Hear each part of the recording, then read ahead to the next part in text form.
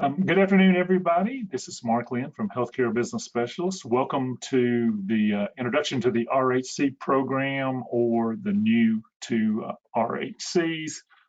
This is a session by Healthcare Business Specialist, and this is being recorded on November the 28th, 2023.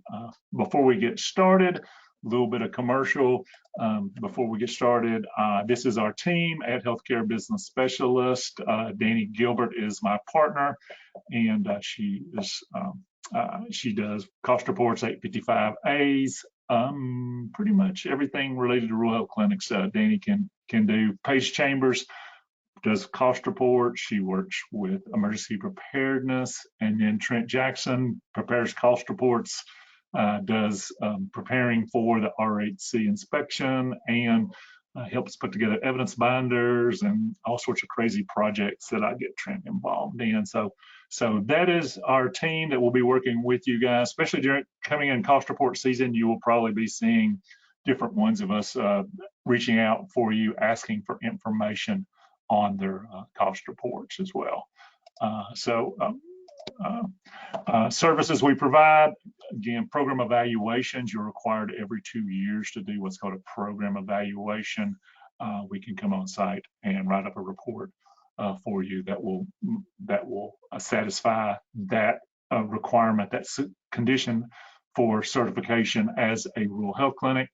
If you're not a rural health clinic yet and you're thinking about becoming one, we certainly would like to help you become a rural health clinic.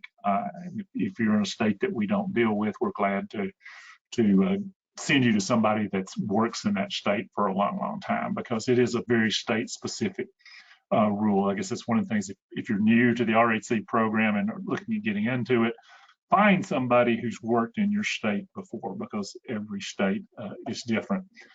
Emergency preparedness, rural health clinics, we're going to see has a very robust emergency preparedness compliance program that you have to implement, and so we do that. Again, Paige is our topic expert for emergency preparedness, and she can help you with that. And then if you're in Tennessee and there's a quarterly report, in order for you to get your TennCare money, it's like Christmas every quarter when that bonus money comes in, and Danny does about 30 of those reports for our clients there. So she's very good at doing those. They're very detail oriented, and so they're very good. If you're not a member of our Facebook group, we have about 4,700 members, and you can ask questions. We're going to post information about webinars, seminars, anything that's going to help you as a rural health clinic. We're going to try to make sure it gets in there.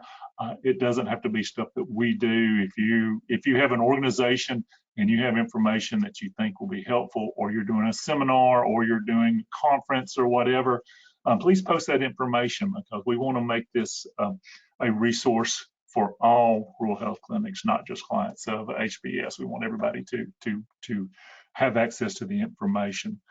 Our website is ruralhealthclinic.com. We try to post as much as we possibly can of all the different things that we do, especially the presentations, especially ones that are coming up in the next week, where we're going to do billing lunch and learns. We're going to have Amanda Dennison, we're going to have Patty Harper, we're going to have Charles James, and we're going to have me on a couple of them. So you can stick with me on a couple of them, but those will be on billing. Those are, so far, we've had a ton of people sign up for those so far. So get signed up. I'm not sure if we have a limit on how many people we can accept, but we may be getting close to it. And here is the website here. If you want to get on and click on this will get you to where you can register for those. I have put the handouts.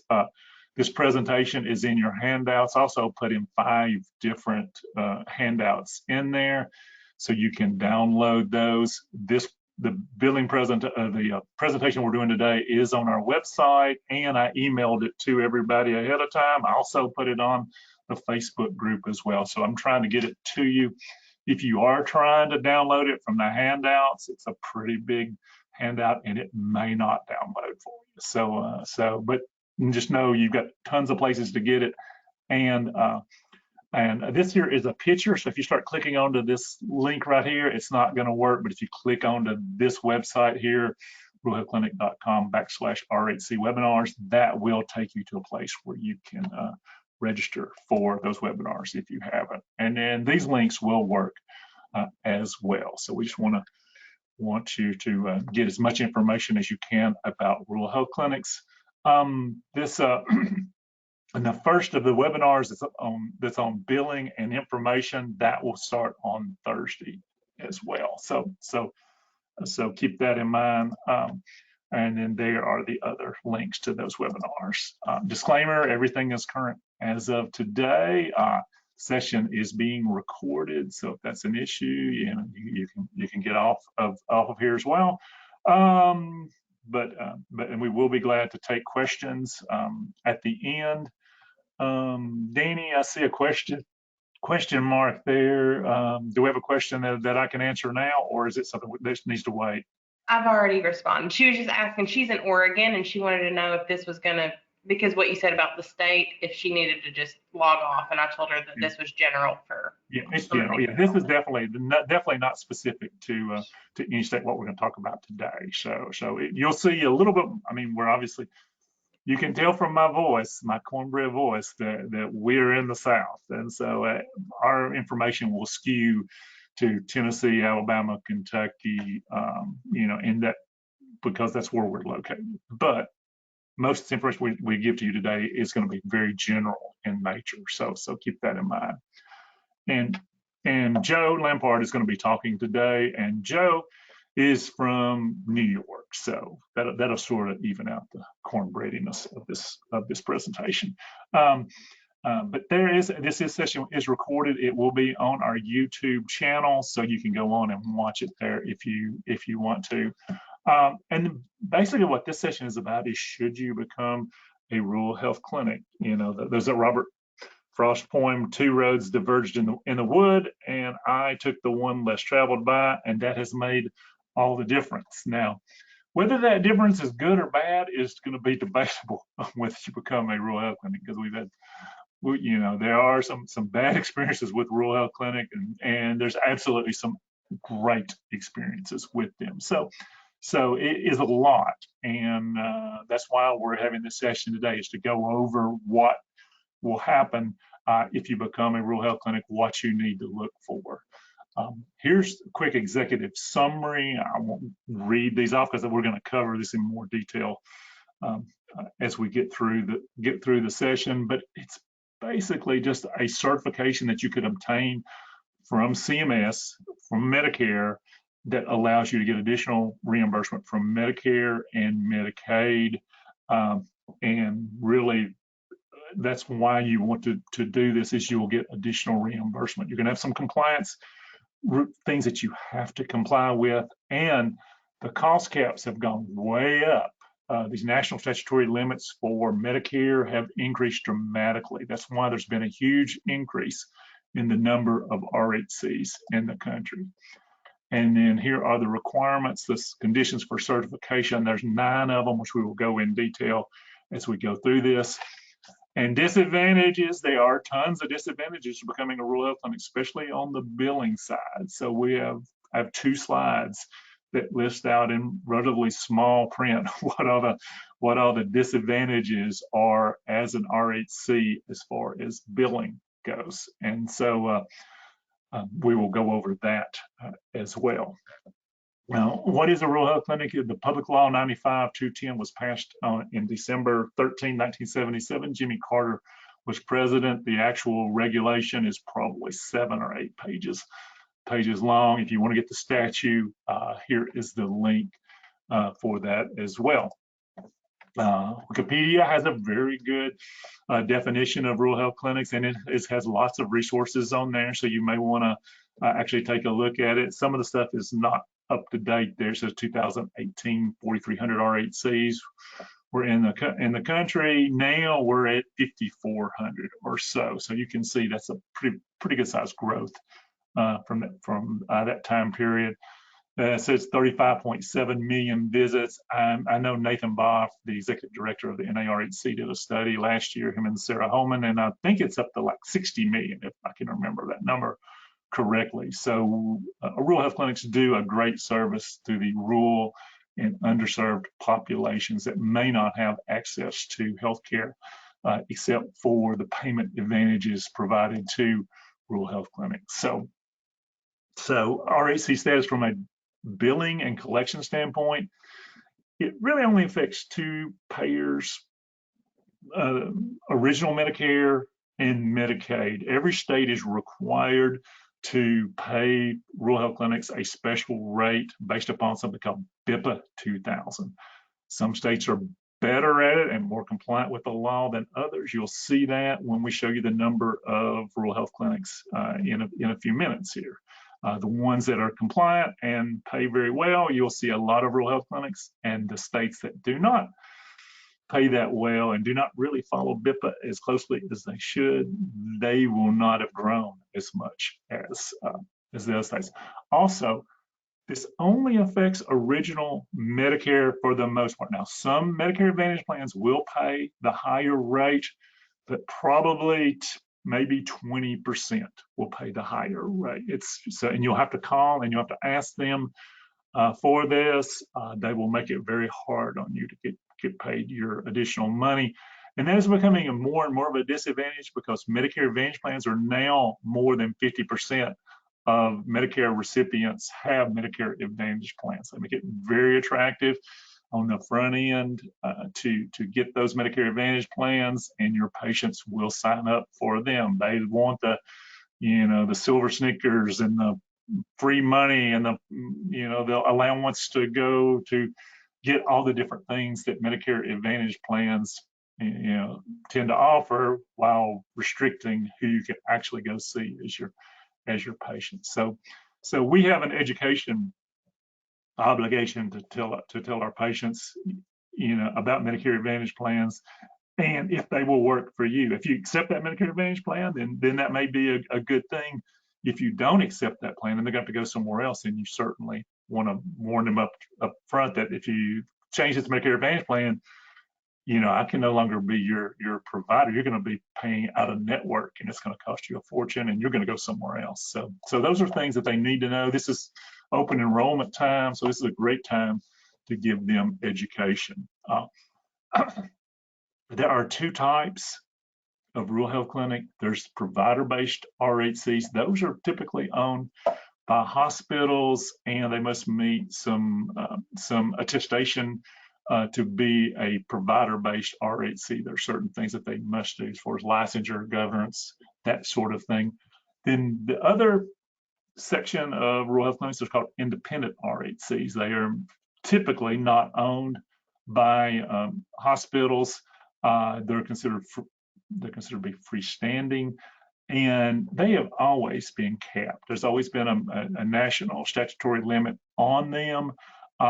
What's new is with the CAA of 2021, all provider-based RHCs have a cap on them now. If you were a rural health clinic in 2020, then you have a grandfathered rate, which is specific to your rural health clinic. If you became a rural health clinic in 2021, then you are subject to what's called national statutory limits, and we'll talk about those later. But we got this information from the RHI Hub, as we affectionately call it. That is a great source. If you're trying to learn about rural health clinics, go to the RHI Hub. There's a lot of questions and answers on there that have been vetted. That will be your starting point to learn more about becoming a rural health clinic. This is a RHC fact sheet, which is also one of the first places you want to look for information. This was out of circulation up until about 2 weeks ago. It was updated in September of 2023, and it was just released to the public a couple of weeks ago. Definitely want to go through this document here, this fact sheet, and read what all is going to be required as a rural health clinic. So that will be extremely important to you, and it'll be a very easy way to get a good primer. Here's what it looks like in here. It talks about the steps it takes to become certified as a rural health clinic.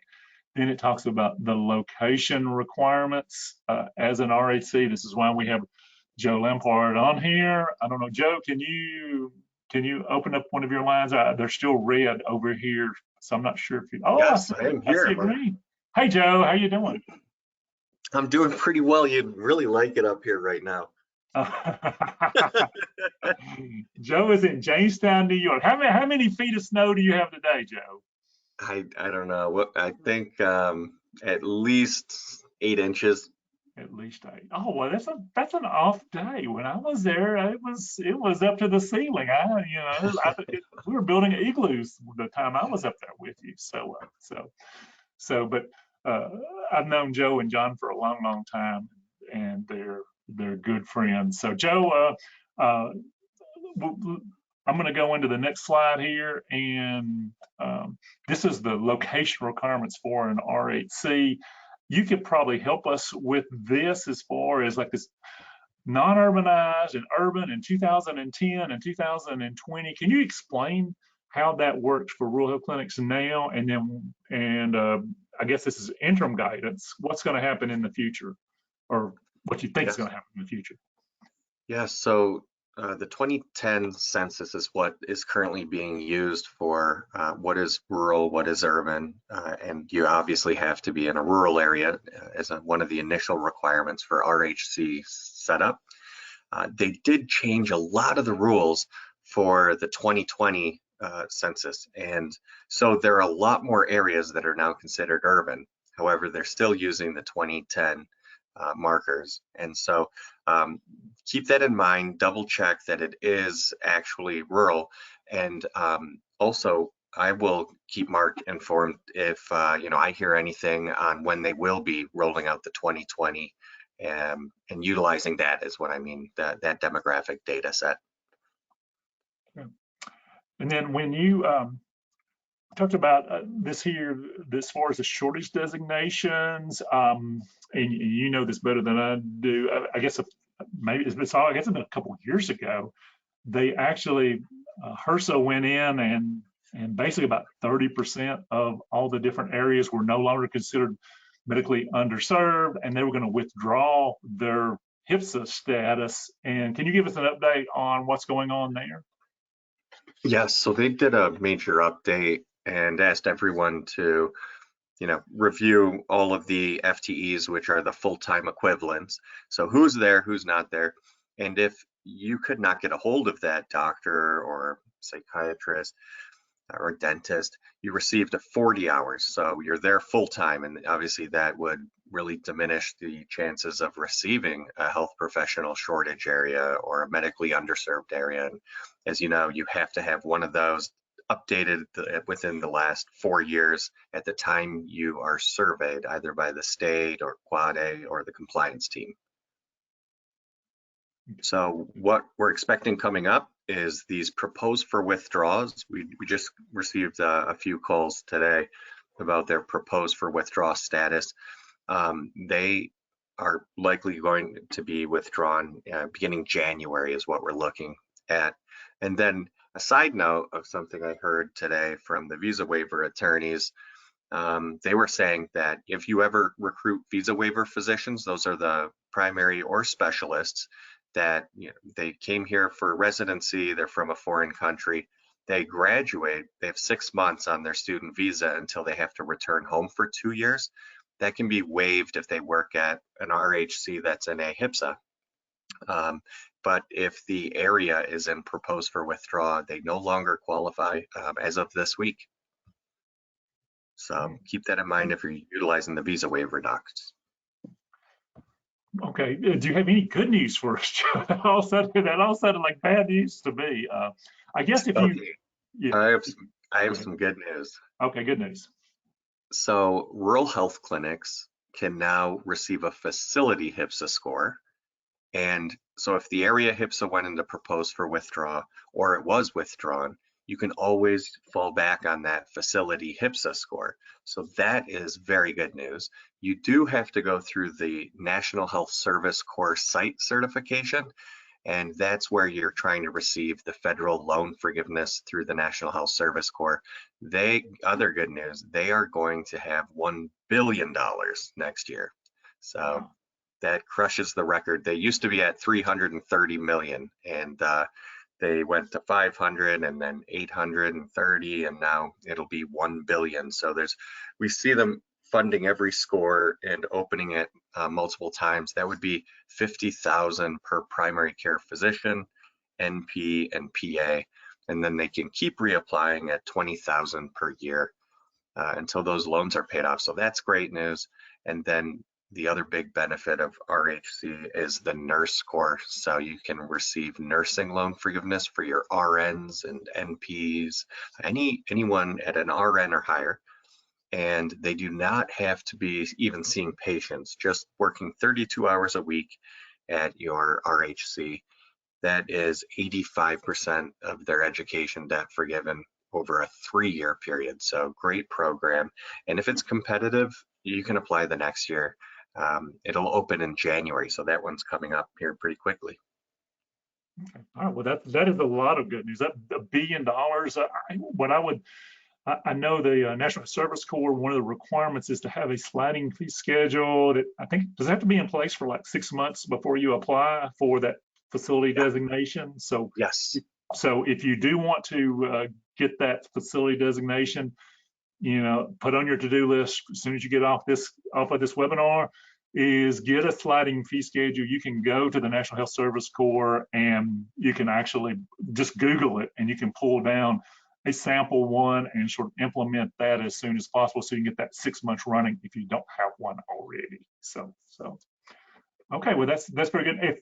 What if somebody has they're getting withdrawn and like what you said, that maybe HRSA tried to call, couldn't get a hold of anybody. Maybe you have got a bunch of retired doctors who are living on a lake. I've seen this before, and they get counted, and next thing you know, you lose your HPSA status. But if we call up Joe and you do some magic up there in that snowbound building that you have, do you can get that changed in a lot of cases. I think you're 100% on all of our clients for getting them changed, so which I appreciate that. But is that something you want to talk about real quickly before we move on?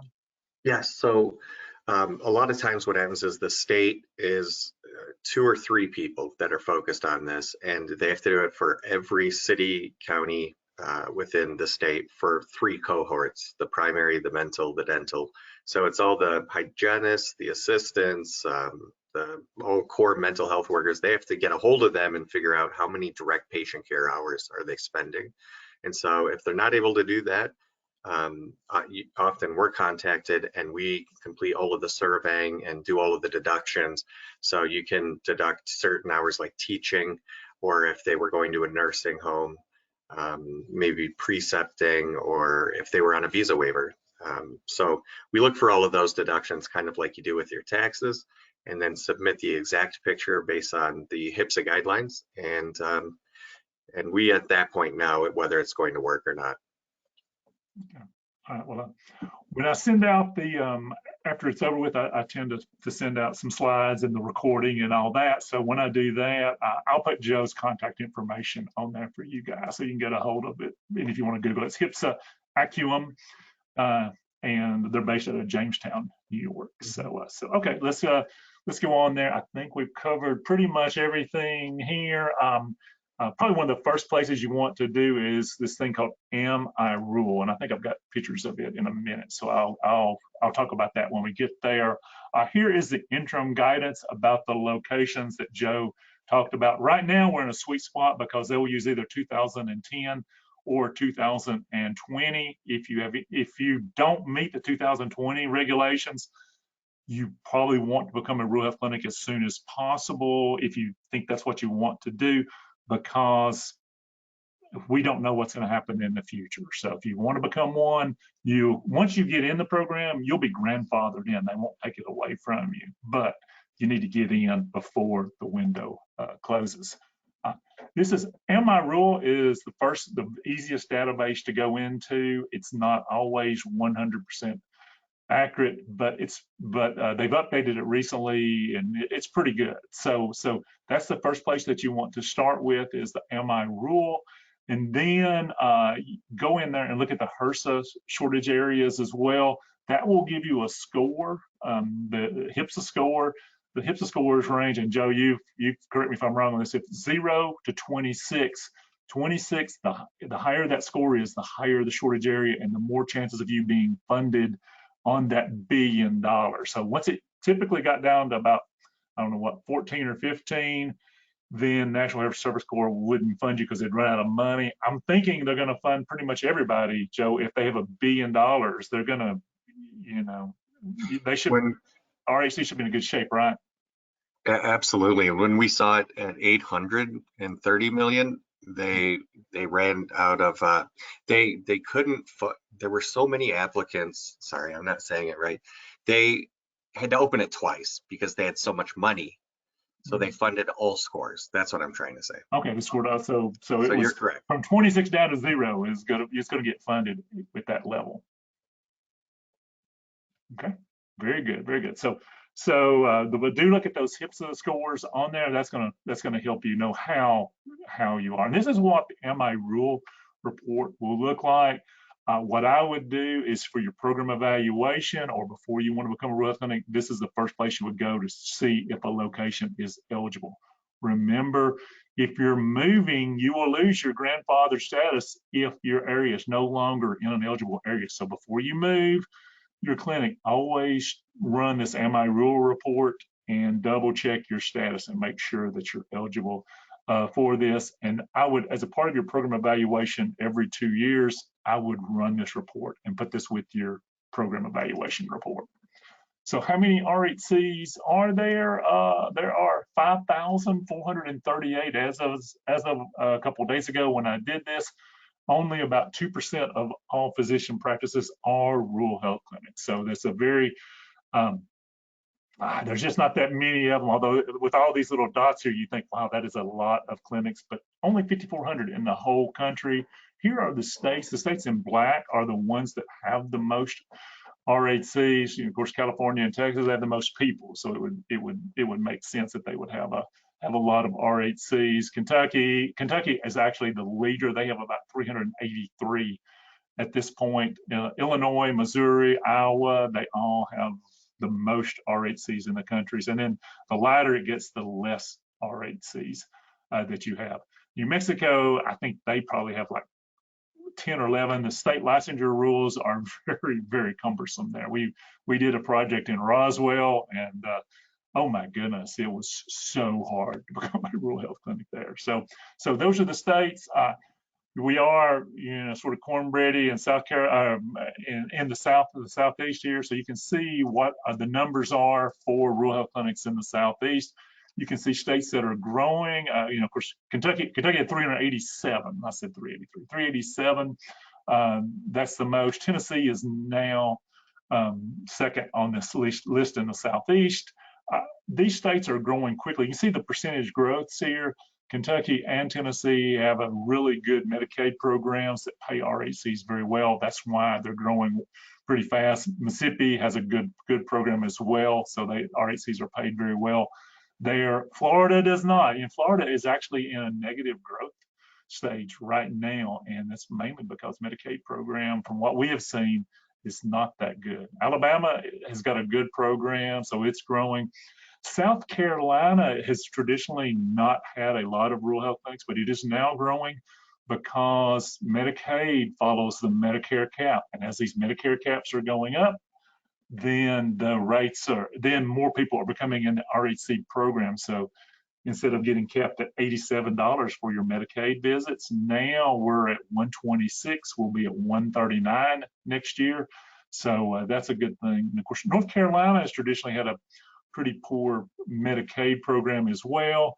That they're trying to change, and they're trying to give RHCs a 32% increase. I'm not sure if that law is passed yet, but I know we had a meeting probably 6 months ago, and the state was telling us, okay, here's what we're going to do. We're not going to file cost reports. We're going to give everybody a 32% increase. We just got to get it passed. And I haven't heard anything on that since. Hopefully that will get passed. If you want to see which of your neighbors are rural health clinics, there's a program called QCOR, and here is the link to it. You can see here, these are ones from Tennessee. You can see all the RHCs here, all 275 of those are listed. And if you click on the little underline here, it's going to bring you up the information, what their CCN number is, where they're located, and what their phone number is. This will help you with your emergency preparedness policy and procedure manual, because you should be identifying the closest 3 or 4 rural health clinics to you so that you guys can work together in case of an emergency. So that would help you with that as well. And then here are some of the advantages to being a rural health clinic. Number one, Medicaid reimbursement. That has traditionally been the main reason independent RHCs became rural health clinics. For provider-based, Medicare was a big driver because there was an unlimited cap. So the average provider-based RHC, according to Whiffley studies on benchmarking, they would get around $240 a visit, while an independent RHC would be capped at $86 a visit, which is actually less than fee-for-service would pay you. So you'd actually lose money on your original Medicare patients in the rural health clinic program. That's no longer the case. We've gone up to $126 per visit now. That's going to go up to $190 in 2028. That is the cost cap. That doesn't mean you get paid that, but that means when we file your Medicare cost report, if your cost per visit is, in 2028, if it's $175, you're going to get $175. It's whatever your cost per visit is. If your cost is $225, you're going to get $190. That is the maximum that Medicare is going to set your cap at. Another advantage is nurse practitioners, PAs, and certified nurse midwives. There is no 15% reduction in the rural health clinic program. So everybody's going to get paid the same amount. RHCs are considered to be essential providers, which means when we had COVID and we had the public health emergency, tons of funds came into rural health clinics. We had the 103,269 for every single rural health clinic, at least got that much. Also, there was COVID laboratory money there. I think there was $100,000, maybe another $50,000. You typically, most of the rural clinics that I saw got about $300,000 worth of provider relief funds just because they were a rural health clinic. Now, I know other people got funding as well that weren't rural health clinics, but rural health clinics had a special sort of status because of their essential providers that ended up having special set-asides for them. Also, we actually got a grant for vaccines information, getting the information about vaccines out. All of the rural health clinics that applied for this, I think they're, and I don't know, is Elizabeth Burrows here yet? Yes, I am. I'm on. Oh, hey Elizabeth, you wanna tell? We got Elizabeth here from Burrows Consulting because people ask about grants all the time and the opportunities there. And then and Elizabeth, also one of the advantages of rural health clinics, if you're provider based and the hospital has is a disproportionate share and eligible for 340B, the rural health clinic site can be one of those. So Elizabeth, tell people what you can do for them as well. Yeah, so a few things. One is, especially if you're a nonprofit rural health clinic, we can definitely find grants for you. There are some grants out for for-profit rural health clinics, but it is something to consider when you're looking at for-profit versus nonprofit. And there has been a lot of grants available, and it's always good to be registered. So a lot of you did do that in the past, or I guess you guys are all new, I'm forgetting. So, it's something to consider getting registered on SAM.gov, set up with the federal grants.gov system. Reach out if you have any interest in any of that. And then also, Mark's right, if you're affiliated with a hospital, a DISH hospital, or a critical access hospital, you can qualify for 340B. And the short version of that is most all my clients, even though I think I'm a great grant writer, they get more money in 340B than in grants. And that's because they get money every single month for giving their patients the drugs that really need. In other words, not always the generic, so they can give the name brands at the same price to those patients. The short version is you can buy that at the VA cost, and then the money, instead of going to the drug company, comes back to the clinic to support your mission. For-profit RHCs and nonprofit RHCs that are independent and not affiliated with a hospital can also qualify for 340B if you want to establish through an STI clinic or a tuberculosis clinic. And if you have any interest on that, feel free to reach out at any time, and I would be glad to assist you with that. And I'm sure Mark will share my email, or you can always write Mark and he connects me all the time. So welcome to the RHC world. It's a joy. I've ran them, and it's a lot of work, but I guarantee it's one of the best things you've ever done. So welcome. All right, thank you, Elizabeth. We appreciate that. Yes, and I will put Elizabeth's contact information when I send out the email after it's over with as well. So, another advantage, we talked about, Joe's already talked about the National Health Service Corps, that the money there, so we're good to go there. And then your Medicare bad debts. If you have a patient like this, sorry, Mark Lynn, that will not pay that $240 deductible next year, we can put that on the cost report and get you some additional money for that as well. So those are some of the advantages as a rural health clinic. Again, the RHC world has changed dramatically starting in 2021 with the Consolidated Appropriations Act of 2021. Independent RHCs have those much higher caps now, which is great for independent RHCs. They had to find a way to pay for it, and they did. And how they paid for it was they did away with the unlimited caps for provider-based RHCs, and they set a specific cap for each one of those clinics that was set up in 2020. And if you set up new provider-based RHCs as of now, you are going to be subject to these national statutory limits, which here are the limits. They go up by $13 a year until they get to $190 per visit in 2028. That is the number that that we think is sort of equates to what a federally qualified health center gets. And FQHC is a not-for-profit entity that can get grant funds. They can get I forget what they call them, Section 330 grant funding. And again, this is Elizabeth Burtle's section there. So Elizabeth, if you want to become an FQHC, and as an RHC, you can convert into an FQHC. I mean, it's a good idea if you're a not-for-profit to do that. But that will get RHCs equivalent to what we think is FQHC. One thing to remember is this is called an all-inclusive rate. This is the cap on the all-inclusive rate.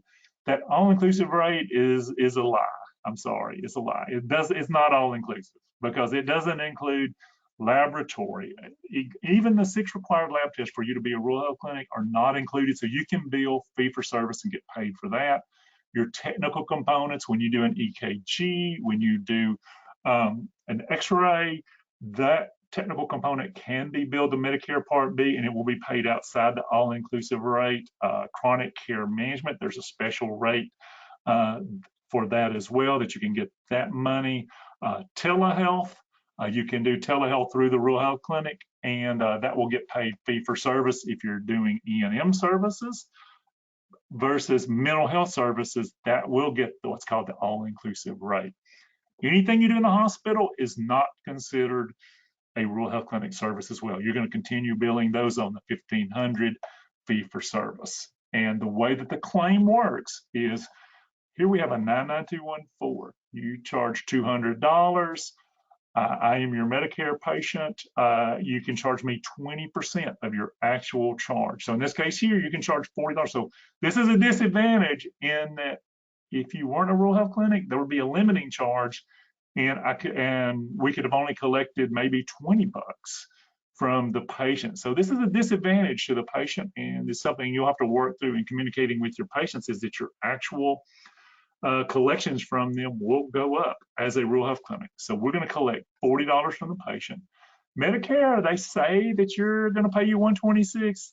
They lied again. They're not going to pay you $126. They're going to pay you 0.784% of your all-inclusive rate, which means, and how they come up with that's 80%. It's a 80-20 split. There's a 20% copay in Medicare. So in this case here, or co-insurance, not copay, co-insurance. There's a 20% co-insurance in Medicare.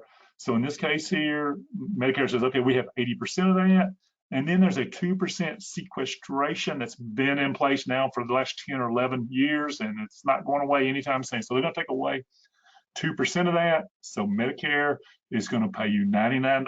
Whether this is a 99214 or a 99213 or a 99212, they're still going to pay you only $99. If you do a surgery and you have a 99214 and your bill is $575, you're still going to get $99 as a rural health clinic. So in this case here, example, you're going to collect $139 in cash from 99 from Medicare, 40 from the patient, and you're going to write off $61 as a contractual adjustment. So that's the way the billing works in a rural health clinic. And again, we're going to have 4 different seminars talking about billing coming up. What has been the impact of the CAA? Again, it's like going, before doing cost reports was very easy. It was like playing checkers. It's a very simple game. Now it is like wizard chess, trying to figure out how to get you guys up to the national statutory limits and spend as much money as out there. I was telling the team here, I had a conversation last night about it, and by the time I got finished talking about how to improve our cost per visit, I didn't know if I was coming or going. So it gets very, very complicated. So the good news about these new national statutory caps is RHCs, independent RHCs, can get their actual cost. The cost is provider-based. They are subject to a cap. So you're going to really watch your cost a lot more. Both independent and provider-based are going to really have to have a robust accounting systems in order to do what you're supposed to do here. And so we've put together a cost report plan and to-do list. I won't go over all this because we went over that in a session a couple of weeks ago, but I just want you to see this. We have a plan for you guys in order for you to get the proper information and when to submit it. So just keep that in mind. Because these caps have gone up dramatically, we've seen large settlements to rural health clinics on cost reports. We've also seen large paybacks. I've seen some cost reports as having to pay back $300,000 or $400,000, and then I've seen us get back, $100,000, $200,000 as well. So if you've got a lot of visits going through these cost reports, there is the potential for much, much more money being settled at the end of the year on these cost reports. Disadvantages of rural health clinics. And unfortunately, this is a long list here. Let me see here. Let's go through the disadvantages. And I'm not sure if this is so much a disadvantage, but you have to employ a nurse practitioner, PA, or certified nurse midwife at least 50% of the time that the clinic is open. And they're hard to find. And sometimes you get them. I know we had just a call yesterday where we had a clinic that recruited a nurse practitioner. She was there for 6 months and she turned in her notice and she's leaving. So now we have to recruit another nurse practitioner to stay eligible for the RHC program. Compliance can be burdensome. There's a lot of conditions for certification as a rural health clinic, especially emergency preparedness. You're going to have a much more robust system than you did before. These cost reporting requirements, you have to have a lot more accounting. You have to really keep good records and statistical records. And there's a federal law that requires you to do that. In fact, I read that law this morning. I was getting my credentials updated for being a certified cost reporting person. And so I had to read some laws about what requirements you have to keep statistics. All sorts of very confusing rules on counting visits and what qualifies for all-inclusive rate. That is, doing cost reports is a nightmare as far as counting visits go, and your people trying to figure out how to bill. Does it go to Medicare Part B? Does it go fee for service? Is it rural health clinic? I mean, it is very confusing as far as billing goes. You will lose money in your base year, your Medicaid base year. Some states require you to file a 1-year Medicaid cost report where they're going to set your PPS Medicaid rate forever. And if you don't spend a bunch of money during that year, you're going to hurt yourself. You You just need to invest in that base year. You may lose $200,000, but if you can increase your Medicaid rate by $10 a visit, that's going to help you for the next 20 years. So keep that in mind. You need to borrow money and get a line of credit so that you can do that. The certification process will take forever. You will think, oh my goodness, what did I get myself into? And you will hit what we call the trough of disillusionment, which means you like, oh, we thought all this money was going to come flowing in. It doesn't flow in very easily. And then not only will you have to pay the consultants to help you get started up, but most states do not initially certify rural health clinics. You're what's called a tier 4 in CMS guidelines, which means they ain't coming out to see you to do an initial startup or initial certification as a rural health clinic. You'll have to pay Quad A or the compliance team. And that's usually, depending on how many exam rooms or how many providers you have, that's typically about $7,500 for a 3-year agreement with them. So you'll need to reach out to TCT and Quad A. And both of them are great. I mean, we love working with both of those organizations. They're wonderful people and they do great service, but it's additional money that you end up having to pay. Here's what the process looks like to become a rural health clinic. Is 45 days, 60 days. I mean, there's all these hurdles you have to jump through. And a lot of times the government doesn't really jump through these hurdles as quickly as you want to. So it typically takes 6 to 9 months, I mean, even up to a year before you start feeling good about being a rural health clinic. I always tell people the first meeting is it's gonna take a year before you're gonna be glad that you heard the name Mark Lynn, because it just takes that long to get all the little things in place in order for you to get paid and start your cash flow, start evening out, and then becoming better as a rural health clinic. Here's if you do need Quad A or the compliance team, there's their contact information that you can just get a hold of them. Oh, more disadvantages. You thought we had all the disadvantages? No.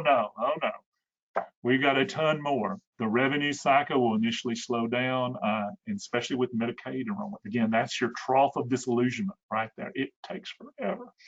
Medicaid Advantage plans, they're growing and growing, but they're not going to pay your RHC rates. And like I said, 80% of the time, they will not do this. You have to bill on a UBO4. Before you get started, talk to whoever your billing company is in your clearinghouse and tell them you're going to become a rural health clinic.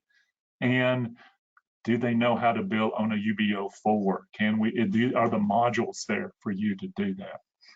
Split billing is confusing. You have some things that are covered by the all-inclusive rate and some things that are covered by Medicare Part B. How does your system handle that? Can the back office figure out which way the different CPT codes go? Very important that your system, that you start working on the system now. Secondary billing may not cross overs.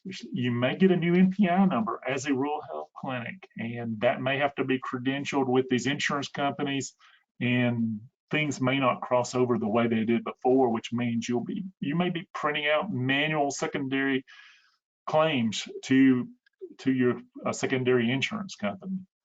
Patient copays will increase because there's no limiting charges. People may complain about, oh, that $40 copay that you charged me last month. I went to the same service and my copay was only $21. Why am I having to pay more? Negative reimbursement at the beginning of the year. Whenever the beginning of the year, we have that $240 deductible.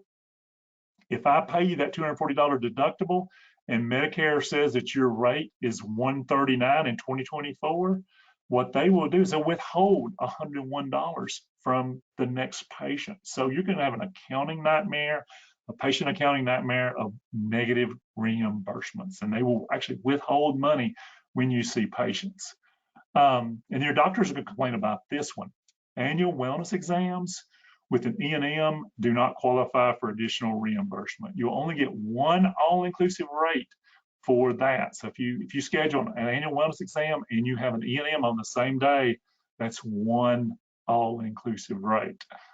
Also for Medicare Part B, fee for service, you only get, a nurse can do an annual wellness exam and you will get paid for it. As a rural health clinic, you have to have a face-to-face encounter with a physician, nurse practitioner, and a PA in order to have this annual wellness exam. So make sure that that's built into your routine. CPT2 codes, there's no place to put them on a UB04. You have to figure out a way to get your quality indicators taken care of. And this is a big issue now that quality care is a big thing with the government, and they want everybody to have quality indicators by 2030 on how they're paying things. Rural health clinics do not make it easy, or the UB04 doesn't make it easy for you to report your CPT2 codes for quality. And then you will get complaints about receiving more money than you charge. There's no lesser of cost of charges in rural health clinic, which is a good thing from a money standpoint. But if you actually collect more money than you charge, that's perfectly fine. That's perfectly acceptable. The only problem is when your old Medicare patient like me gets that bill or the Medicare summary notice every quarter, and it shows that you charge $200 and you were actually able to, and you collected I don't know, let's say you're for provider base, so you collected $199 from Medicare as a provider-based RHC, and you still want a $40 copay from the patient, then you'll say, wait a minute, you got $199 and you charge $200 and you still want $40 from me? They will try to report you. In fact, we had just last week, we had an insurance company that was wanting to report a hospital for collecting that copay when it was that's the way they're supposed to do things. They made all these posts about this crooked, dishonest hospital that was doing this. So you have to get up there and educate your patients about we are a rural health clinic under Public Law 95-210. We are essential provider, and we can do this. So those are some of the disadvantages there. Here are the 9 conditions for certification. Number 1 is you have to follow all federal, state, and local laws. That one is pretty simple. We're going to follow the state scope of practice for our rural health clinic, for our providers, for our physicians, nurse practitioners, and PAs. Meet the location requirements. That's Joe. If you got a problem with that, it has to be rural and it has to be underserved, and that's what we talked about earlier. Physical plant, it needs to be safe. You need to be doing drills. You need to keep logs, infection control, those sort of things you should be doing. Organizational structure, you need a medical director. If you're a nurse practitioner or a PA in a state where you can operate on your own, you will need to have a medical director as of now. Hopefully that will change in the future, but right now you are required to have a medical director that will review a certain number of charts for you. Staffing and staff responsibilities, you have to have a nurse practitioner or a PA or a certified nurse midwife there at least 50% of the time that the clinic is open. And whoever does that has to get a W-2. Again, that's hopefully that will change as well. There's something called the RHC Burden Reduction Act, and that will hopefully do away with that in the near future. Provision for services, you have to be 51% primary care. And you can't be a mental health provider, primarily a mental health provider as well. So keep that in mind. I think you can't be a CORF, you can't be a hospital. I think there's, I better take that back. You can't have a rural health clinic within a hospital, but a hospital wouldn't qualify as an RHC. Patient health records, basically you got to follow HIPAA. That's been around since 1994. We know that by now. Program evaluation, every 2 years you have to have a group of your medical director, your senior nurse practitioner or PA, and a community representative sort of go through and review, do a mock inspection, and write this report that says, here's what we're doing right, here's what we're doing wrong, here's how we're going to fix it, and put that in your evidence binder for the surveyors. And then emergency preparedness. Again, you have to do a drill every single year. You have to write an after action report on that drill. You have to have emergency preparedness policies and procedures. You have to have training. You have to do what's called an all hazards risk assessment. So these are very quick, just bullets on what has to be done to meet these conditions for certification. Here's something from the RHC fact sheet that sort of lists some of these requirements. You do have to have the ability to do these 6 required lab tests. Again, this is one that hopefully will go away in the RHC Burden Reduction Act. You have to have the ability. You don't necessarily have to do them, but you have to have the ability to do these 6 required lab tests. If you do these 6 required lab tests, you can bill that to Medicare Part B fee for service. It's not covered under the RHC benefit. Again, your government doesn't always make sense. Is you're required to do it as RHC, but they don't pay it. They bill it fee for service. So you bill it fee for service. And that's all that I have. I mean, again, the future looks really great for independent RHCs. You know, with these caps going way up, that's very helpful. Provider-based RHCs, again, you're going to be faced with, you just got to monitor your cost and make sure you don't get caught in a bad place at the end when you do your cost report. If you cost, I saw one the other day where the cost per visit was like $280 a visit, and their cost cap was like $175, and they're like, how do we recover that money? And I was like, well, you don't from your Medicare patients because you're above that cap. And then questions for everybody. Danny, do you have any questions? And Elizabeth or Joe, if y'all have anything to add, please add before we sign off here. We got about four minutes before our time is up. Okay. First one is from Amanda Patton. How can I find out more about reimbursement for school loans for RNs and NPs? Is there a contact to speak with regarding what is required from us as an RHC? Joe will help you with that. Alex Johnson and John, Joe's brother, can help you with that. Is that right, Joe? Is he still here? Yes, that's correct. We can help and direct you. Yep. Okay. All right. We'll put Joe's contact information in the email that comes out to anybody that registered. Will get the email with the slides. Okay, Danny, next question. A clinic is seen as an RHC through CMS. However, it is not seen as an RHC through HRSA. The clinic was an RHC in the past. However, the designation was withdrawn. Could you please explain the difference? I mean, you're still a rural health clinic from CMS purposes. Sounds like it's grandfathered. The way I read it, I would agree with you, Mark. If that's the question, I agree with you. Yeah. It's like it's a grandfather RHC. What that means though is you can't move. If your building is falling down and in a mess and you want to move across the street, you can't do that. You're stuck in the building that you are if you want to maintain your RHC status is the way I read that. Okay. The next question is from Casey. Do you have to have a formal arrangement with a hospital, like a signed agreement, agreeing to provide services to the RHC doesn't provide? Will a log showing patients that were sent to the hospital suffice? Yeah. And that's one of those rules that needs to go away as well. We need to get that on the list of rules that don't make sense in 2023, 2024, because people don't do things that way. But if you can, the way that the conditions for certification read and the appendix G reads is if you can show that your patients have access to the hospital, then you don't have to have a formal agreement with the hospital. And so, Danny, is that the way you read that? I mean, is that your answer? Yes. Okay. Jennifer asks, are you able to tell me if an OBGYN practice is considered primary care to meet the 51% requirement, or is that a state question? No, that's a good question. The things that are considered primary care are OBGYN, pediatrics, women's health, general, family practice, internal medicine, pediatrics. Those are all considered primary care. Geriatrics. What's that? I think geriatrics is too. Geriatrics, okay, very good. Yeah, geriatrics, those are all considered primary care.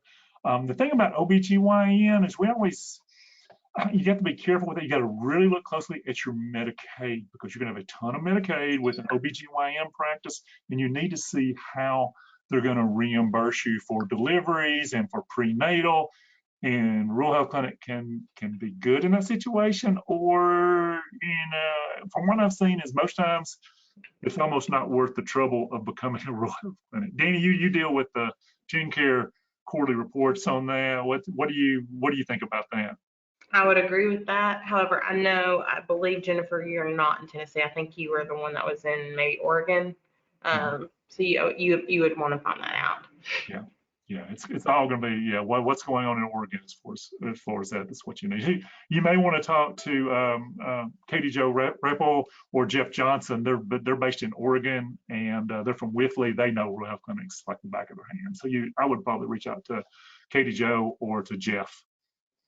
I got one more, Mark, and this is from Maya, who was asked the previous question about the HRSA designation. She asked, do you have to be part of HRSA in order to be part of the loan repayment program? That sounds like a Joe question. I'm not. Yeah, Joe, can you answer that one? I was just about to jump onto my next webinar. Could you repeat it one more time? Yeah.